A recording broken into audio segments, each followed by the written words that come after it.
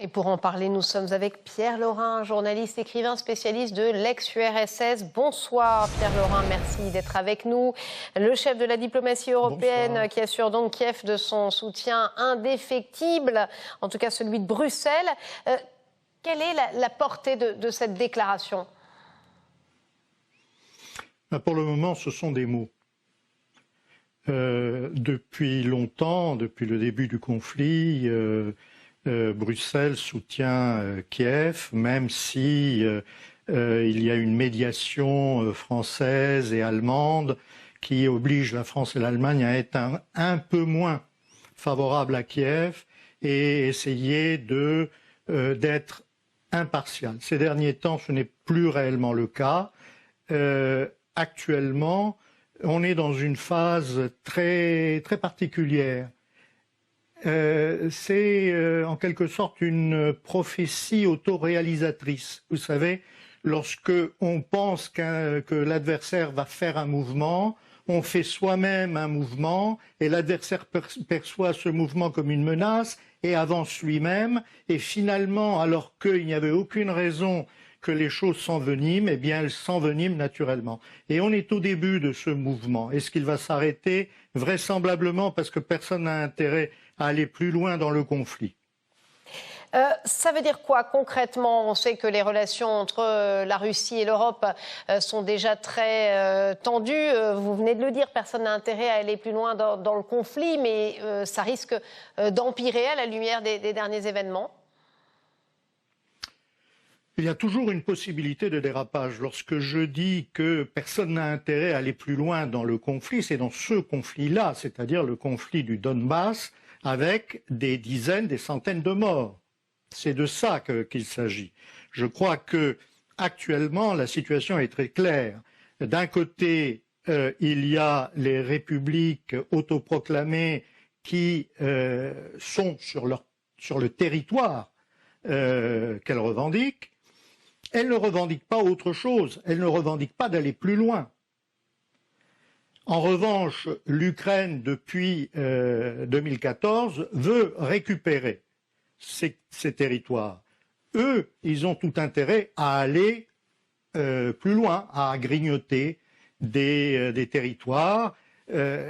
Actuellement, par la négociation, rien n'est possible parce que l'un des accords, l'un des principes de Minsk, qui était l'un des points essentiels pour les républiques autoproclamées, c'était l'autonomie inscrite dans la Constitution.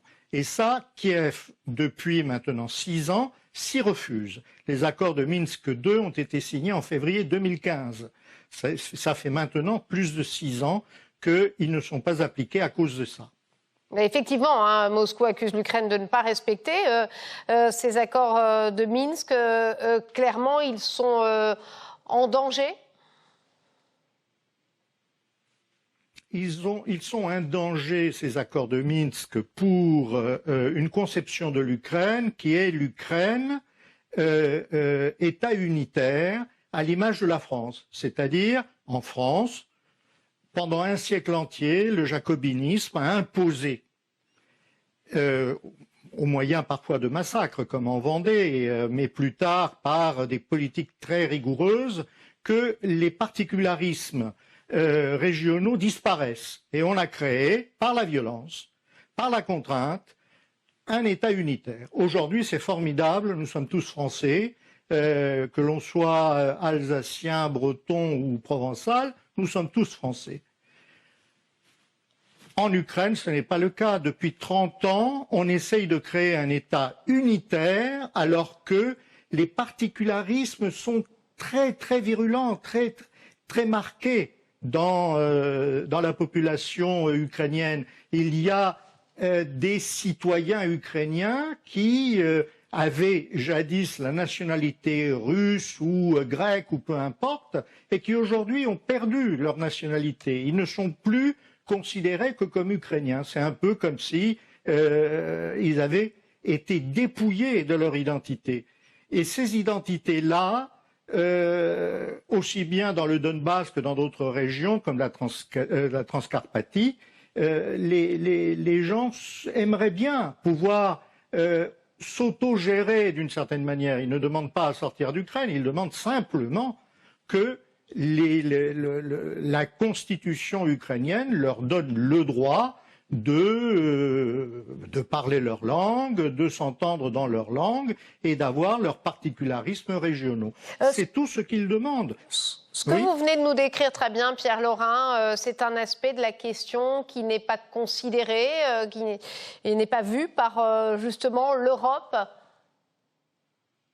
Non, l'Europe ne voit pas cela parce que elle considère que l'État ukrainien doit être unitaire et il n'y a pas de raison qu'il y ait des particularismes, des autonomies. Il n'y a pas de raison pour les Européens de voir leur propre exemple. Si vous avez l'Allemagne est un État fédéral, mais avec une langue unique, donc c'est un peu particulier. Mais la Grande-Bretagne, c'est un État, c'était elle l'est toujours, mais elle ne fait plus partie de l'Union européenne. Mais c'est un État également avec des autonomies très fortes pour les différentes régions qui se considèrent comme des États. Et nous-mêmes, nous les considérons comme des États puisque nous organisons des matchs de rugby avec des participants qui, pour la plupart, sont des Britanniques, mais on considère que le Pays de Galles est un État, etc. En Espagne, les autonomies ont une large liberté, même si certaines demandent plus, comme la Catalogne. Et pourquoi refuserait-on à certaines régions ukrainiennes ce que l'on considère comme normal dans d'autres pays que je viens de citer? Alors, Kiev dit que la Russie veut tester Joe Biden, voilà. Et en Russie, on estime plutôt que l'Ukraine serait prête à attaquer, se sentant soutenue par Washington. Qui dit vrai? Je crois que pendant tout le mandat, les 5 ans où Petro Poroshenko était président, il n'attendait que le feu vert de Washington pour lancer une attaque. Parce qu'il croyait que les forces de l'OTAN le soutiendraient. Évidemment, lorsque Donald Trump est arrivé au pouvoir à Washington, ses espoirs n'étaient plus aussi d'actualité. Ce qu'il convient également de voir, c'est que l'OTAN organise en Ukraine des formations pour l'armée ukrainienne, qu'il y a des manœuvres qui sont prévues dans un proche avenir, que l'OTAN en elle-même organise régulièrement des manœuvres tout le long de la frontière russe. En mer Noire, des bateaux de l'OTAN mènent également des manœuvres régulièrement. Et là, on voudrait interdire à la Russie de faire des mouvements de troupes à l'intérieur de son territoire.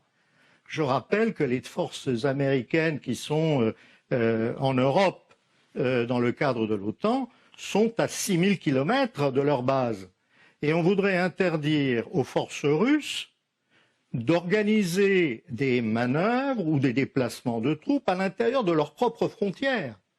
Ça, c'est un peu curieux, c'est-à-dire c'est une conception du droit international qui est très particulier. Donc nous avons le droit, en tant qu'Occidentaux, de faire ce que nous voulons où nous voulons, mais en revanche, la Russie, elle n'a pas le droit de faire ce qu'elle veut à l'intérieur de ses propres frontières.